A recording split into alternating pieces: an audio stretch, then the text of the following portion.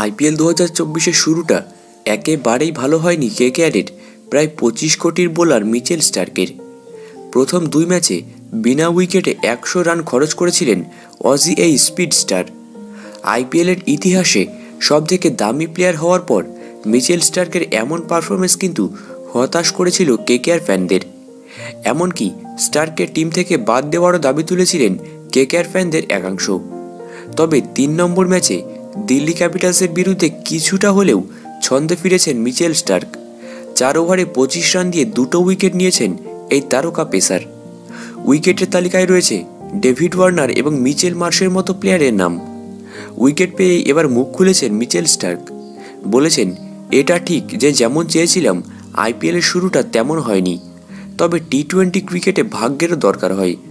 যেভাবে কিছু ম্যাচে রান উঠছে বোলারদের জন্য পরিস্থিতি আরও কঠিন হয়ে দাঁড়ায়। এছাড়াও কেকেআরের স্পিড স্টার বলেছেন, টি-20 ক্রিকেটে খারাপ পারফরমেন্সের হতাশা থেকে জলদি বেরিয়ে আসতে হবে, কারণ পরপর ম্যাচ দিল্লি ম্যাচে কিছুটা হলেও ছন্দে ফিরে ভালো লাগছে। আগামীতে এটাই কিন্তু ধরে রাখার চেষ্টা করছি। তোমাদের আগেও বলেছিলাম অস্ট্রেলিয়ান ক্রিকেটের রক্ত কখনো বেইমানি করে না। মিচেল স্টার্ক ভালো বোলিং করবেই, আর সেটাই হলো। জানতাম সে কামব্যাক করবে। সে একজন ওয়ার্ল্ড ক্লাস বোলার। টি-20 এমন একটা ফরম্যাট যেখানে 2-1 ম্যাচ খারাপ যেতেই পারে, তবে তার মতো ওয়ার্ল্ড ক্লাস বোলারকে নিয়ে মন্তব্য করা ঠিক না।